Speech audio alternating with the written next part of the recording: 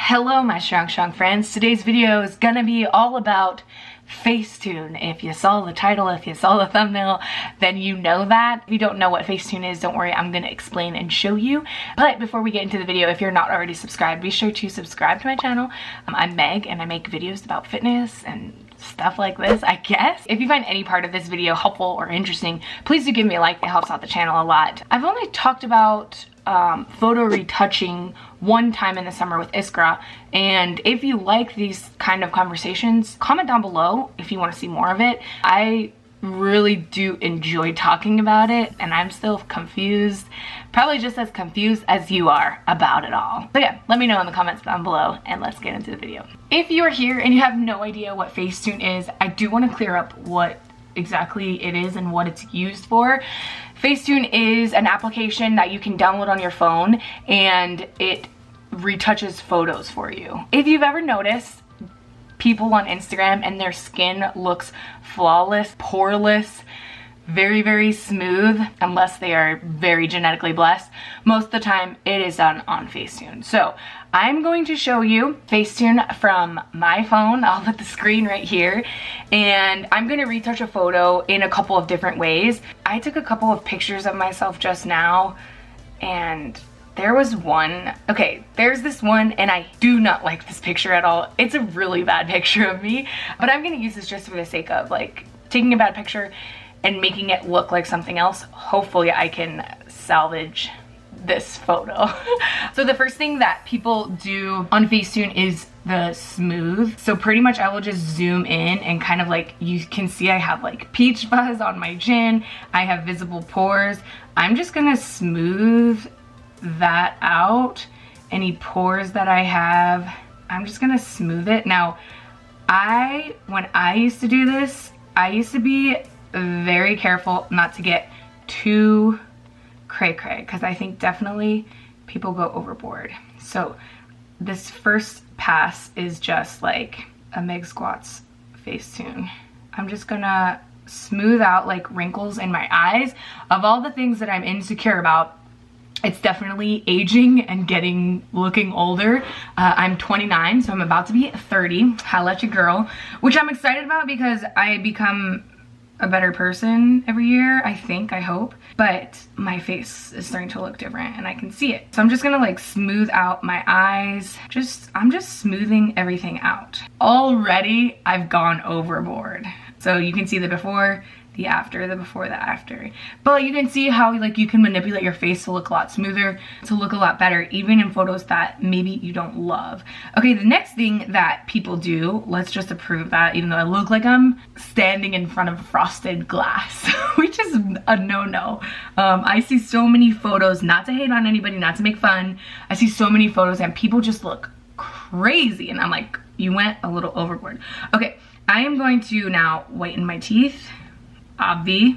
People will often also use this whitening tool to like whiten the background out of their photos, especially if they have some sort of like Instagram theme where it's a white background and everything. People will do that to white background pictures. Okay, let's see, teeth before, teeth after, pretty white, nice and shiny.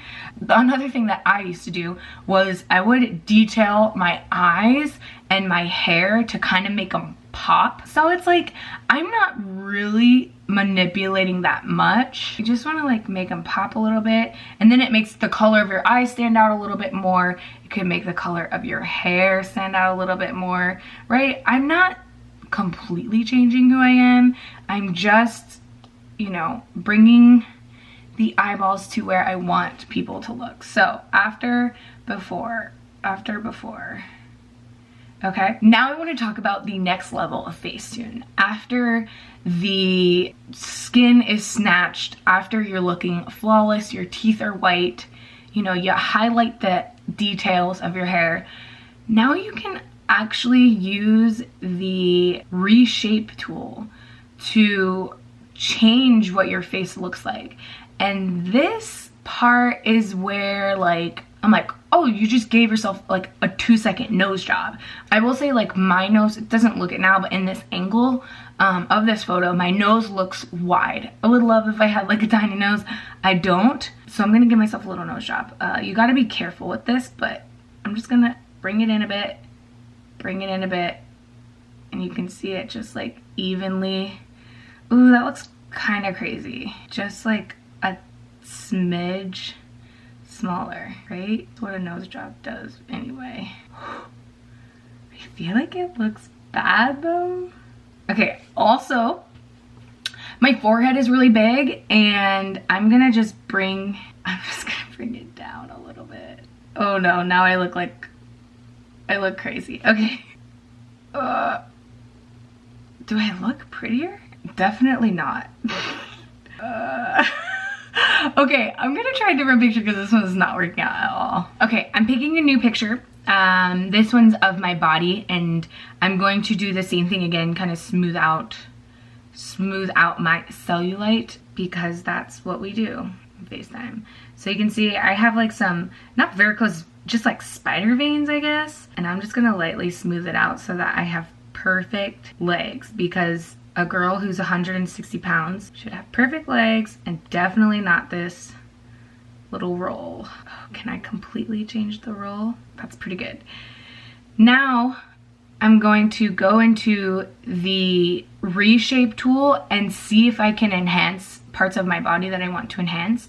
Maybe my stomach, I can bring it in a little bit. I'm not a pro at this, but let's see if I can do anything. I think I gotta be really careful. And people like, I've seen people be called out for doing Photoshop. And one of the things that they look for is like the place where your body meets the background. And this, I mean, honestly, like you couldn't tell any of that before or after. I just like completely made my butt bigger and my stomach flatter. And then let's see if I can make my boobs bigger, Obby. I mean, come on. I mean, I feel like I don't look that different, but you can see how it goes. And I'm telling you, I am not an expert face tuner. Okay, now I want to try to give myself a little bit of a nose job, and just bring my nose in a little bit. Kind of looks fake, but, and then maybe give myself like some Kardashian cheek implants. And, sorry, no shade. Bring my hairline down. Cause like your girl's forehead is, oh! Give me my forehead back. Ooh, my eye looks a little, oh my God. Like I can't tell if my face looks better or worse, but it looks more like less long. Okay, now I'm going to, beauty. My face looks completely different. I cannot tell if it looks better or not, but you can see how someone can take a photo of themselves and make themselves look completely different. Okay, so if you didn't know what FaceTune was before this video, now hopefully you have a pretty good idea of what it can do. I'm sure there's people who are far better than me at creating transformations. I will try to put some up here on the screen, before and afters, and also link some videos if you're interested in checking that out more. Hopefully I'm not inspiring people to start using FaceTune, because that is the opposite of what I want to do. So I guess I'll talk about why I chose to stop using FaceTune. One, there's a couple different reasons. One, I felt like it was obvious. I feel like I can instantly tell when someone has smoothed out their face, and I thought it was a little bit embarrassing for me, especially because I was telling people to focus on like what they could do, what their bodies could do, how they can think of fitness in this way to like do badass stuff. And then I was still giving into my insecurities and making it so that no one could see them. So I felt like that was dishonest, in my opinion, for me and for my platform. Something wasn't lining up with the messages that I was saying, and the fact that I was editing all my photos and like retouching them and making my body try to appear perfect. Also, I don't want people to think that I have perfect skin, and I don't want people to think that my body is flawless. And I have, you know, when you gain weight, so I've done a couple of bulk cycles, when you gain weight and I'm like inspiring people to be more and be more of themselves, it is very dishonest for me to promote this idea like, yeah, you should gain weight. If that's something that you want to do, you shouldn't be afraid to lean into that and then Photoshop out my cellulite. I just don't think that that's fair. And it's also not fair to like take a picture and like, oh, I've gained all this muscle, but make myself look like I've gained it in the perfect places. I don't think that's very fair for me to be saying, like I said, it doesn't line up. For me, it's more important that people relate to who I am and relate to me as a person. And I think that social media is great because, you know, when I was younger, all I had to look up to was female athletes weren't even really spotlighted at all, but we looked up to movie stars and people in magazines and people on television, and they're just not relatable at all. They're famous, they're rich, they have all like the team behind them of people making them look beautiful, and it's almost like people on social media are trying to like get to that level and trying to make it seem like they're also rich and perfect. And when I think that I follow people because I can more so relate to them, at least like social media influencers, the beauty of those people is that they're normal people. They have jobs and they are just living their lives, and it's interesting, and I like to follow them because it's either aspirational or it's just cool. Like they're just doing cool shit and it's not this huge production. At least for the most part, for me, that's how it started, and that's I don't know, it's like if you want to follow someone beautiful for the sake of them being beautiful, then it's like Angelina Jolie is like the most beautiful person in the world, or Scarlett Johansson, you know, like there's a famous person who's already kind of filling that role, where I look to Instagram and YouTube to get something else and kind of search for someone that I can, you know, relate with. I think it's more important for people to feel as though I am a normal person with cellulite and with flaws and with wrinkles. I've got a light on here. I'll talk a little bit about like that too. Lighting is important so that you don't have to FaceTune. So that's kind of a good segue into this caveat where it's a confusing thing to grapple with because I still wear makeup. I still am shooting with a light so that my face is well lit and there's not shadows. Look, let me turn the light off and you can see what my face looks like. Oh, it's completely dark. Can it? There it goes. So yeah, when in this low light, I mean, it's still pretty good, but you can start to see more like shadows under my eyes. It's just not well lit. Like maybe you can see more folds and creases in my face and wrinkles. I'm very much so nitpicking at myself. I realize that. I'll turn this back on though. Oh God. Yeah, so I guess my hypocritical caveat is that I still curate what I post online, so it's confusing because it's like, oh, if you really didn't care what people thought of you, or if you really wanted to be relatable and real, then you wouldn't wear makeup and you wouldn't have like this production and this light so that people could see me. Yeah, I see that and I understand how it's like kind of conflicting messages. I like to wear a full face of freaking makeup most days, especially when I'm filming, because it's kind of like I'm going to work and I'm getting ready for work, and I do want to put forth my best self, and it does make me feel good to have on makeup and feel confident in how I look.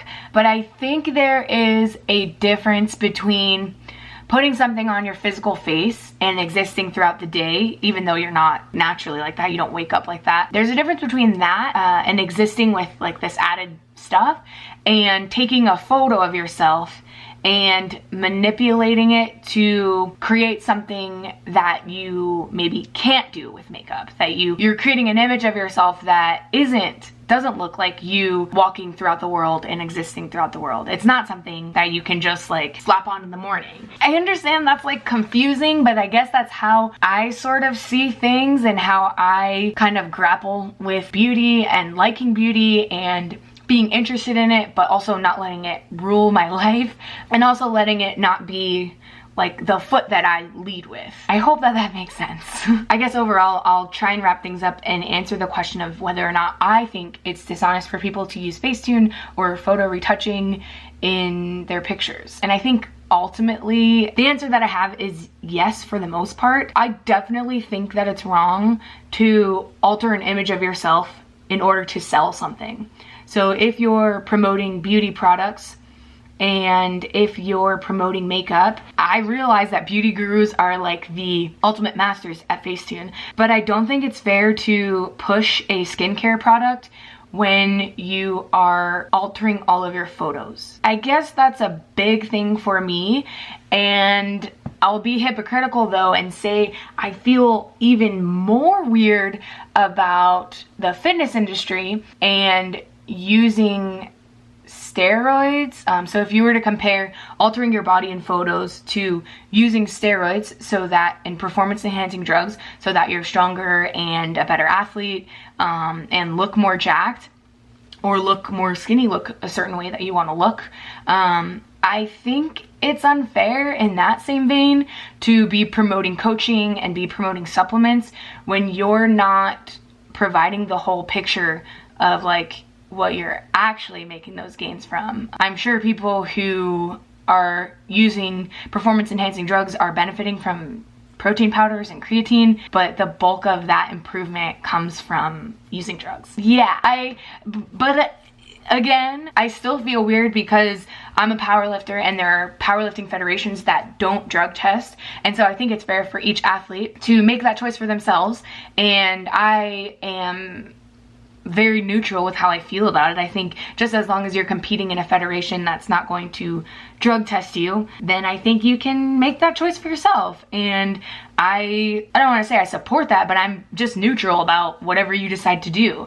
But when you start coaching, it's confusing because like in a perfect world, we would just be like, yeah, this person is using. So when they're selling you coaching, know that it wasn't just the program that got them to be where they were. But that's not going to happen because using steroids is illegal. So even though I'm neutral about the fact that people do it, no one's going to come out, maybe not no one, but most people aren't going to come out and say in their sales pitch, by the way, I use steroids, just because that has more implications and that has more consequences than just the morality of it and just the like, I wish everyone was like completely upfront and honest.